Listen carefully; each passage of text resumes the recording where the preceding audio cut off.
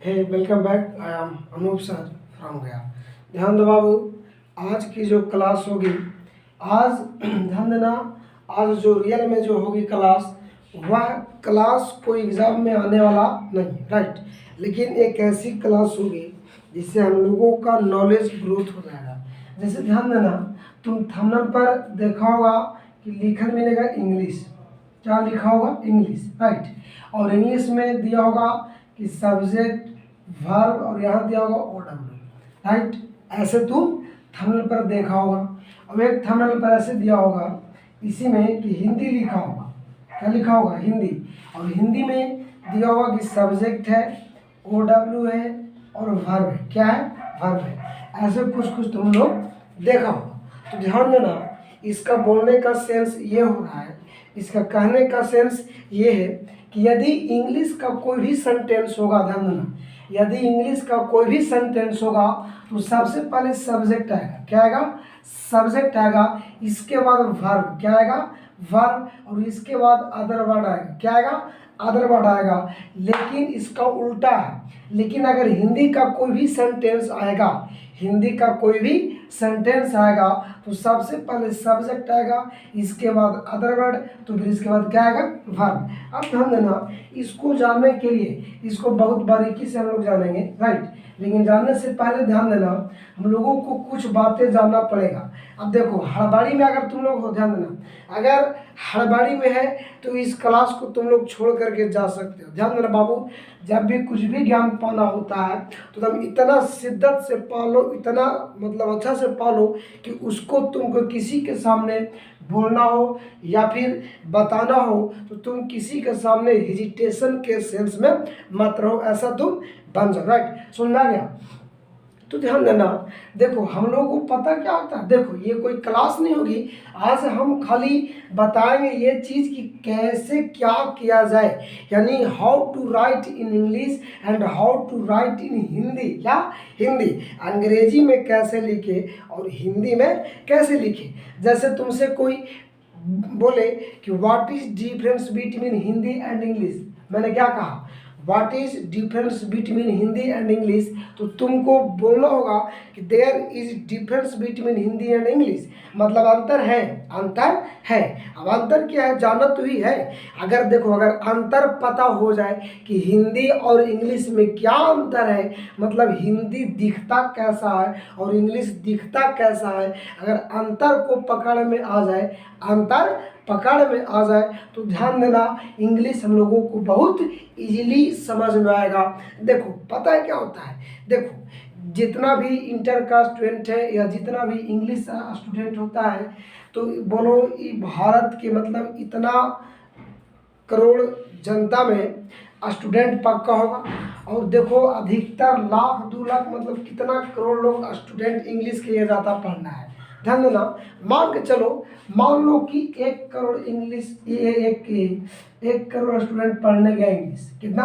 1 करोड़। अब बताओ 1 करोड़ इंग्लिश पढ़ने गया तो क्या 1 करोड़ का 1 करोड़ पास होता है? जैसे इंटर को ले लो, इंटर ले लो, इंटर ले लो, जैसे तुम लोग 12th IE या ISC में होगा नहीं। तो ध्यान देना, होता क्या है कि मान लो कि 10 लाख इंटर का इंग्लिश फॉर्म भर दिया, तो भाई 10th में क्या है?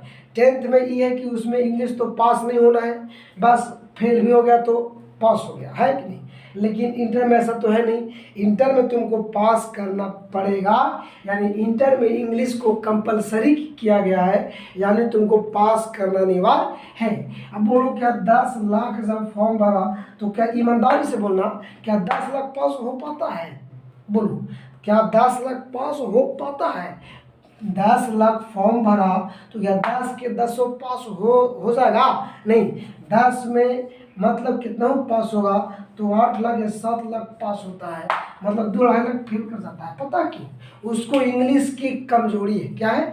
कमजोरी है। हालांकि वो इंग्लिश के मास्टर के पास जा रहे पढ़ने, वो इंग्लिश के मास्टर के पास पढ़ने जा रहा है, लेकिन उसको समझ में आता नहीं है। तो बोलो कमजोरी कहाँ है? मतलब वह चीज़ जानना होगा कि सर इंग्लिश को हिंदी में कैसे करें और हिंदी को इंग्लिश में कैसे करें। यानी अगर हमको ये आइडिया मिल जाए, देखो हम कहना चाह क्या रहे हैं, कहना चाह ही रहे हैं कि अगर हिंदी और इंग्लिश का आइडिया कुछ कुछ मिल जाए तो हम लोगों को समझ में आ जाए, हम लोगों को समझ में आ जाए कि क्या करना है क्या नहीं करना है। जैसे ध्यान देना, अब देखो बोलने का सेंस क्या है कि बाबू ध्यान देना, देखो तुम लोग पता देखो ना दिख रहा है कितना अच्छी तरह से कि दिख इतना रहा है और कोई लाइक उठ किया नहीं। चलो खाटा, देखो मैंने अपना काम किया, तुम में ईमानदारी है बाबू, काम कर देना, लाइक करो, शेयर करो, सब्सक्राइब लाइक करना। देखो अगर हम बात करते हैं बाबू तो देखो जैसे मान के चलो कि देखो ये कोई सेंटेंस लिखा है, अब बच्चा तो हो नहीं कि मैं बार बार सेंटेंस को लिखूंगा। अब तुम लोग इंटर वाले हो यार, समझ आ गया ना। बोलो मान लो ये कोई सेंटेंस लिखा है, क्या लिखा है, सेंटेंस लिखा है। और जब ये कोई सेंटेंस लिखा है तो हमको पकड़ना ये है, हमको पकड़ना ये है कि यह हिंदी में लिखा है कि इंग्लिश में लिखा है। अब तुम अब बोलो कि सर जी ये तो बेहूदी की बात हो गया कि एक लाइन पार दिए उसमें क्या रहे कि बता हिंदी की अंग्रेजी। नहीं बाबू, बाबू रे या कुछ अंग्रेजी या हिंदी में कुछ लिखा है, मतलब कोई सेंटेंस लिखा है या तो हिंदी में या इंग्लिश में, लेकिन हमको पकड़ना ये है, हमको पकड़ना ये है कि यह इंग्लिश में है कि हिंदी में है। मतलब जो लिखल गया है ना बाबू, ये जो तुम लिखे हो या हम लिखे हो तुम लिखे हो, इसको पकड़ना है कि हिंदी में लिखल है कि अंग्रेजी में लिखल है। अब तुमको लगेगा सर जी कैसे पता कि हिंदी में होगा और कैसे पता कि अंग्रेजी में होगा। तो ध्यान देना, किसी का कोई खास पहचान होता है, यानी हिंदी का क्या पहचान है सर और अंग्रेजी का क्या पहचान है। अगर वो पहचान पकड़ में आ जाए, अगर वो पहचान पकड़ में आ जाए तो बोलो भाई हिंदी और अंग्रेजी तुम आराम से छाट सकते हो। और वादा के साथ तुम जिस दिन हिंदी और इंग्लिश को छाट दिया, क्या कर दिया, छाट दिया, उस दिन से दुनिया की कोई ताकत अंग्रेजी बोलने लिखने पढ़ने से तुमको कोई रोक नहीं सकता है। काश हम भी नहीं। समझ में आ गया। तो ध्यान देना, अब पहचान क्या सर, जैसे ध्यान देना, देखो एग्जाम्पल लो, मान लो कोई फोर्स आदमी है, पुलिस आदमी है, तो देखो कोई जब पुलिस होगा बाबू तो अब बोलो पुलिस का क्या पहचान है, इसका कोई पहचान होगा ना। क्या तुम हमको पुलिस बोल पाओगे, क्या तुम अपने आप को बोल पाओगे, नहीं। क्यों, क्योंकि एक पुलिस का खास पहचान होता है, एक पार्टिकुलर मतलब सिंबल होता है। होता क्या है, इसके सर पर एक कैप रहेगा, क्या रहेगा, कैप रहेगा, इसके हाथ में कोई मतलब राइफल बंदूक, इसको जो बदन है मतलब इसको बॉडी पर क्या रहेगा, पुलिस का वर्दी रहेगा। और जो ऐसा स्टाइल में होगा बोलो आप पुलिस होगा कि ना होगा, क्या होगा, पुलिस होगा। तो ठीक उसी प्रकार हिंदी और अंग्रेजी होने का कोई खास पहचान है। अगर वो हमको पहचान समझ में आ जाए, अगर वो हमको खास पहचान में आ जाए तो हम इंग्लिश और अंग्रेजी को इंग्लिश और हिंदी को एकदम पानी की तरह बोलेंगे, पानी। समझ आ गया। जैसे देखो सुनो, अगर ये सेंटेंस देखो, अगर ये जो सेंटेंस लिखा है, अगर ये सेंटेंस हिंदी में होगा, हिंदी में सुनो ध्यान देना, इंग्लिश में नहीं। अगर ये सेंटेंस हिंदी में होगा, अगर ये सेंटेंस हिंदी में होगा तो सबसे पहले सब्जेक्ट क्या आएगा, सब्जेक्ट, इसके बाद आएगा अदर वर्ड, क्या आएगा, अदर वर्ड, तब इसके बाद आएगा वर्ब। दुनिया का कोई हिंदी लिखो, चाहे लंबा चाहे बड़ा, कोई हिंदी लिखो, ध्यान देना सबसे पहले सब्जेक्ट आएगा, इसके बाद अदर वर्ड आएगा, तो लास्ट में वर्ब क्या आएगा, लास्ट में वर्ब आएगा।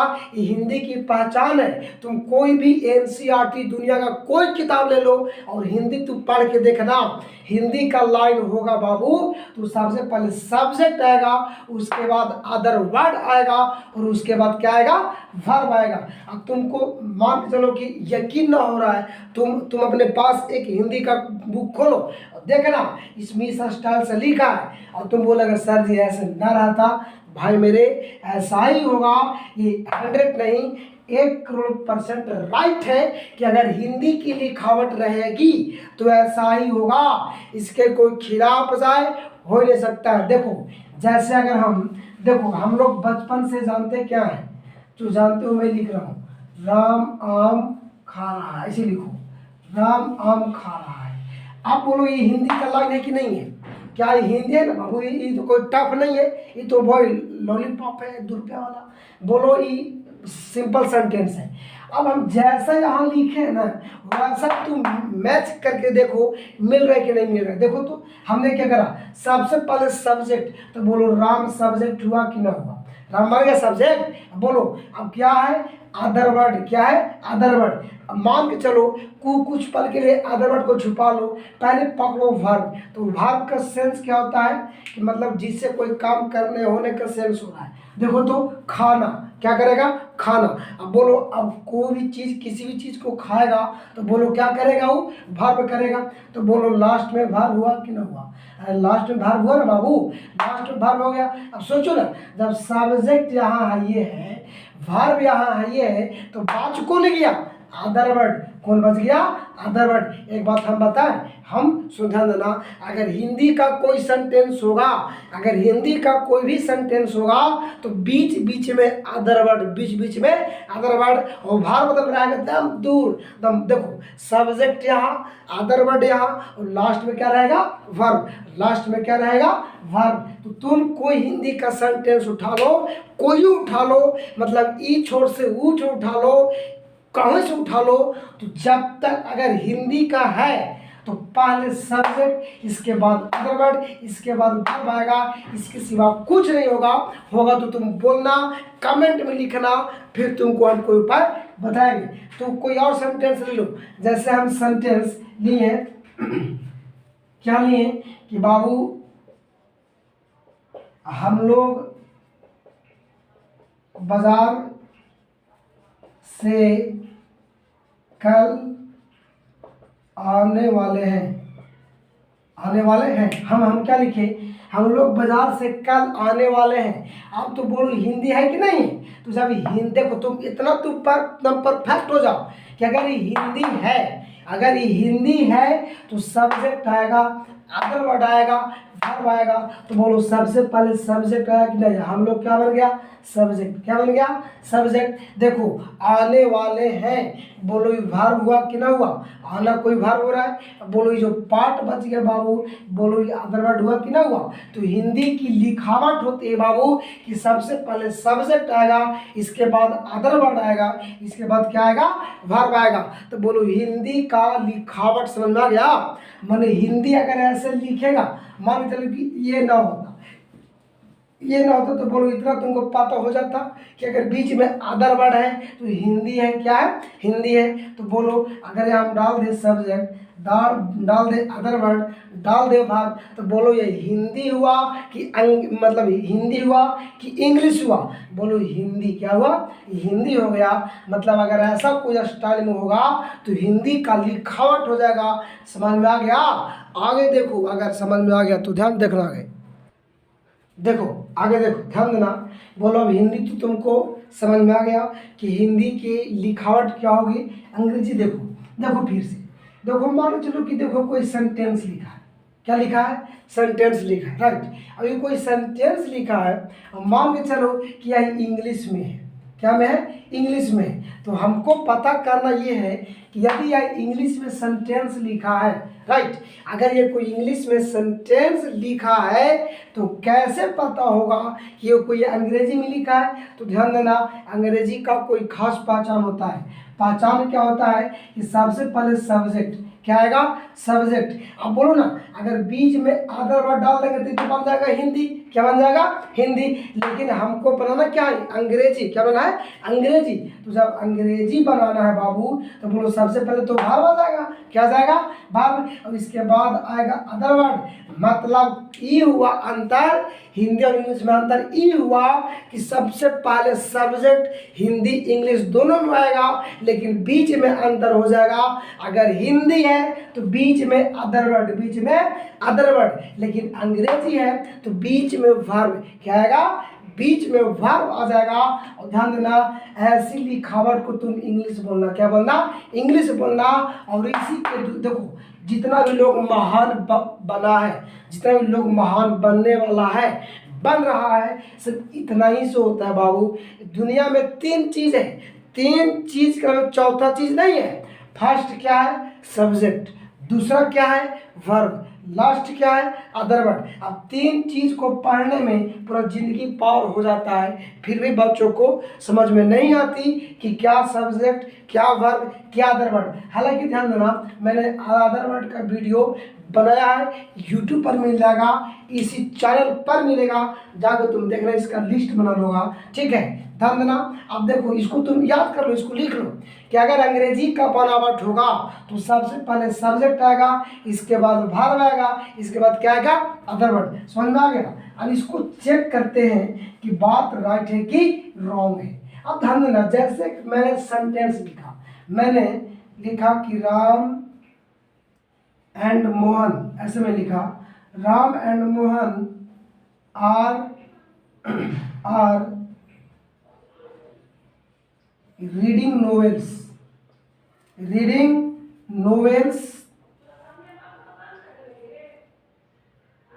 नाउ लिख दो, नाउ।